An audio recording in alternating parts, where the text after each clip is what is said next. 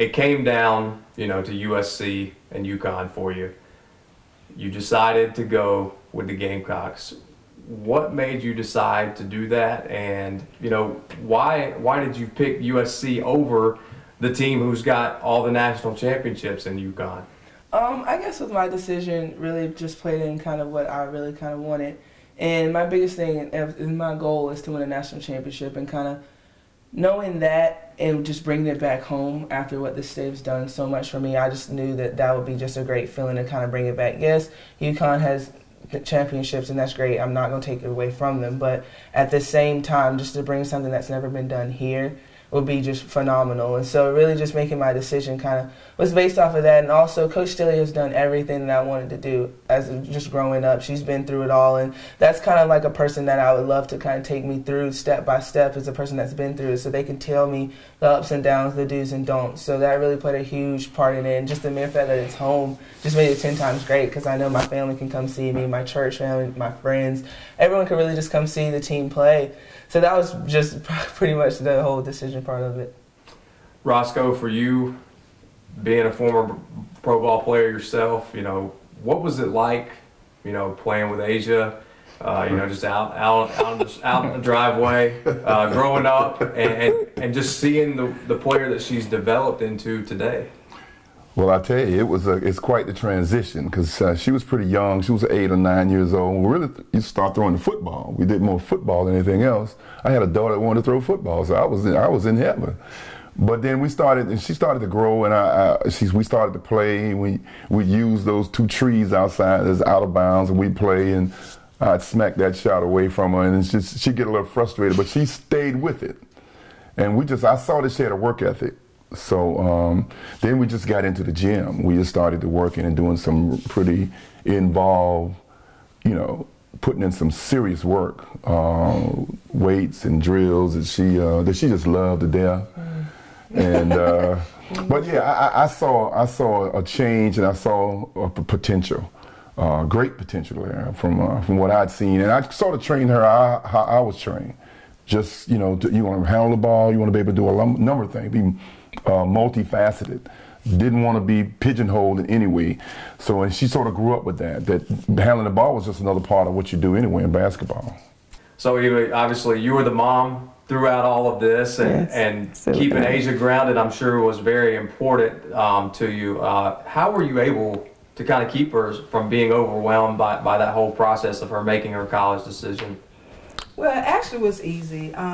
Asia has always been a mild-mannered, even-tempered young lady. I think the outside world, with the hype and everything surrounding her decision and what she was going to do, I think that's where it all came from. But as far as Asia's concerned, she's always been mild-mannered, and I think that has a lot to do with the way that she was raised. I mean, Roscoe's side of the family, my side of the family, our church family, all came together as a village, and even friends came together as a village to make sure that she understood that these are talents that you have been given by God.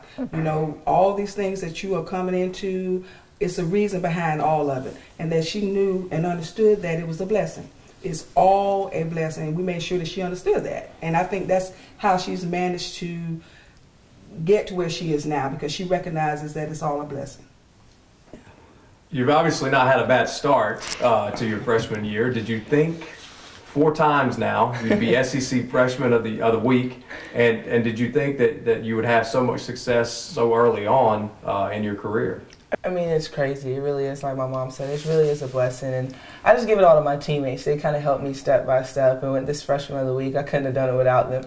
So I just give it all to them and the coaching staff for kind of taking me in and understanding and showing me things that I need to do to get the job done. And so really it just gives it all to them, because without them I would probably be one lost freshman, because my mind just kind of rolls, because I'm kind of getting adjusted still. Transition from high school to college is not the easiest, so really with them, they really helped me out a lot.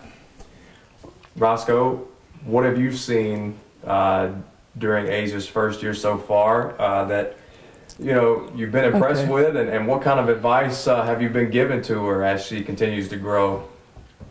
Well, from training her, and then she's going out there, what's amazing about it, that she does the things we worked on, and that just blows me away, that those things that we worked so hard on, and I see things that we do that we worked on that she did in the game. The Duke putback was a drill. That's a drill we worked on, putting that ball back up strong.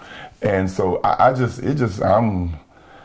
am elated watching her and always trying to be cool. You know, I'm trying to sit up there and be cool, but I can't do it. I'm just jumping and screaming because that's my baby girl, you know. So she's out there playing, and I see where Coach Staley has put in her part of training her on little things that just for this game, you have to know a lot of other things that, you know, we didn't work on because she was in high school. So these nuances that come into the game, I see that she's picked up on it. And last night I saw she brought the ball up the court, and I knew a girl was coming up behind her to steal the ball. So she immediately got in front of the girl so the girl couldn't take the ball from her. So I said, well, all right, now there we go. That's good. Because, you know, before she wouldn't know to do that because just was not a part of the learning. So I am very proud of the things she's learning and how she's doing. You know, I'm saying it now, so that means I can't say anything to her later as I'm telling her all this stuff. But she's done well. I mean, I am so proud of her. God has blessed me with a daughter that plays very well and a good person. My dad always said, you know, no matter Asia, no matter how popular you get, always be a what? Great person. A great person. Be a good person first. So those are the kind of things that I feel good about. Is just the basketball. I knew she was going to do well because she worked hard. We put in the time, 9, 10 o'clock at night after homework. So I knew that was going to, she's thinking about those times, but I knew that was going to pay off for her later on. She didn't like it at the time, but she understood there were sacrifices you had to make. You can't always go out, you know, you can't always go to parties and go to concerts and hang out with your friends because you got to get that rest. And I had to stay on about it.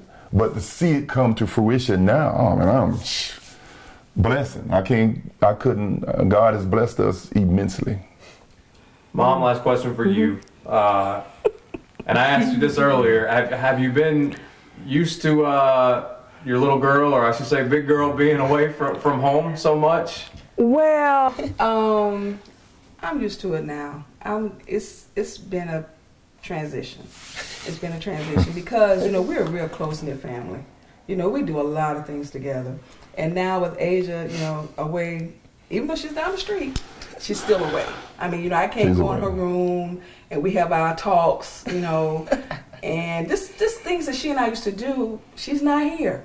And like things that she and Roscoe would do, she's not here. So we sit around here now looking at each other like, so play some basketball. What are we going to do now? But it really makes you realize the time that you did put into to Asia and what was going on with her, you know, as a parent and those sort of things. Because now we're like, I can't believe we don't have anything to do with it. Nobody's gym today. You know, there's nothing, you know, so we just kind of. Yeah, that's true.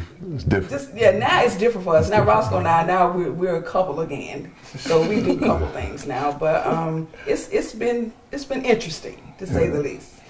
Asia, discuss this matchup coming up next Monday night with UConn.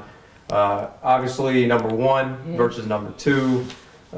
Just your thoughts going up there, playing against a school that wanted you so bad. You know, how do you think that this environment's going to be, and how do you think the game is going to play out? I think they're both going to be great. I think the environment's going to be crazy. I mean, people come up to me and they're just like, we'll see you Monday night. And I'm like, oh, wow, you're traveling with us. Like, it's going to be great. Just like the Duke game. I mean, our fans are phenomenal, and they love us so much, and we love them. So I think it's going to be a great game. And just on and off the court, I think just going up there, it's going to be cold. I'm prepared for that. But I think we're prepared. I think each day we're getting prepared, not trying to look over Georgia at all, but just each day, each practice, we're just kind of getting closer and closer, understanding what we have to do to get a win. So really, I think it's going to be a great game. I think we're all excited for it. I mean, it's going to be a big game. There's no secret about it. It comes up on ESPN probably every other day. So there's really not a secret that I think both teams are prepared. I think we're both going to go out and play our best game that we can and just hope for the best, and that's all we can do. Last thing I'll ask. You know, South Carolina, obviously, you know, this is where you guys want to be, and this is the reason why you chose to come to play at USC is because of this moment right now, being number 1, UConn sitting at number 2. How have you guys been able to be so humble and just take it game by game and knowing that everybody that you're playing is coming with the trying to get that target that's on your back. How have you guys been able to just kind of stay, so grounded within each other? I think Coach Daly and the coaching staff do a great job about it. They really don't make us focus on that number next to our name. Anything we do, we know that we're playing for us. We're doing what we need to do to get the job done for ourselves. And we really just play within ourselves. We understand our roles that we have to do. And we're just all trying to come together as a team, game by game, practice by practice. So we're really taking it in stride. We're not looking too far ahead, but we're just looking at what's in front of us and what we have to do to get the job done in front of us. And so really, that is a blessing to be number one. I mean, it's something that we work really, really hard for. We have from preseason, we've been working really hard for it. And it's great to have that number by us, but at the same time, we know that teams are going to come out playing their best game possible against us, and we don't have time to slack off at anything that we do. So we understand that it's going to be tough. We're going to have our tough days, but we just have to get through it because that's what kind of teams that have that number by their name has to go through. So I think we're prepared.